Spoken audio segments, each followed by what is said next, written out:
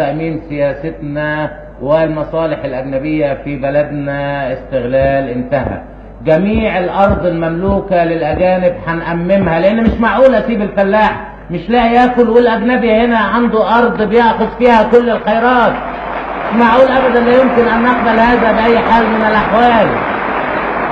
ومنين جت هذه الأموال؟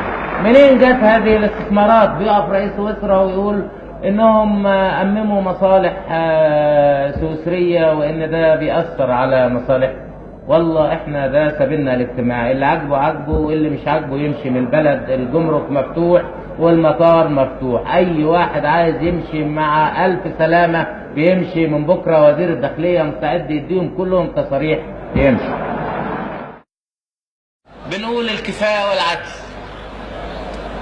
العدل هو عدالة التوزيع، لا ديكتاتورية لرأس المال، لا ديكتاتورية للإقطاع، لا استغلال سياسي ولا اقتصادي ولا اجتماعي.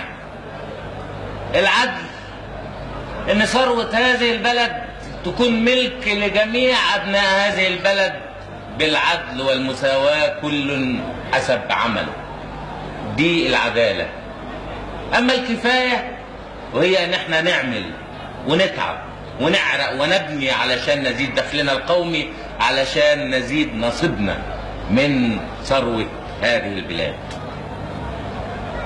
أممنا البنوك وأممنا شركات التأمين وأممنا عدد من المصانع وأممنا عدد من الشركات التجارية، أممنا التجارة الخارجية كلها، ثم أممنا 50% من شركة البترول الإنجليزية المصرية وبعض الشركات الأخرى، ثم أممنا ما يزيد عن 10,000 جنيه في بعض الصناعات الأخرى.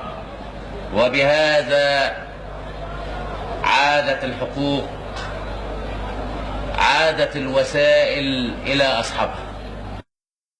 دي سياستنا، سياسة مستقلة. واحنا بنقول ان احنا اما بنتعامل مع دول العالم بنتعامل معاها على اساس ان محدش يتدخل في شؤون. ولكن اذا كانوا الامريكان بيفهموا انهم بيدونا شوية معونة علشان ييجوا يتحكموا فينا ويتحكموا في سياستنا، انا بقول لهم احنا متأسفين. الثورة مش شعار يرفع. الثورة ما تتمش بانكم الصبح تقولوا احنا الثوريين واحنا الطلائع الثورية، احنا الثوريين واحنا الطلائع الثورية واحنا الجذور الثورية الى اخر هذا الكلام. الثورة عمل. احنا هنا لما نقول في مصر في ثورة، في ثورة لان في عمل. الثورة ايه؟ الثورة ازالة كل العقبات امام تغيير المجتمع. نقدر نغير المجتمع ونقيم مجتمع ترفرف عليه الرفاهية. الثورة هي إطلاق كل طاقات الشعب، تحرير إرادة الشعب. الثورة هي تغيير المجتمع بما يطابق أمل الشعب. الثورة هي التحول فعلا إلى قاعدة ثورية وطليعة ثورية لأمة بأكملها، مش لحفنة قليلة من الناس.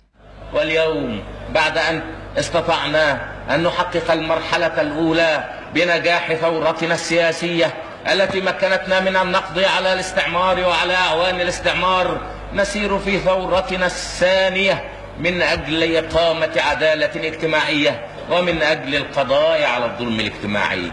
هذه الثورة الثانية هي ثورة من أجل الشعب، هي ثورة من أجل كل فرد من أبناء هذه الأمة، هي ثورة من أجل الكفاية والعدل، هي ثورة من أجل العدالة الاجتماعية، هي ثورة من أجل إذابة الفوارق بين الطبقات. وأنا أقول إذابة الفوارق بين الطبقات.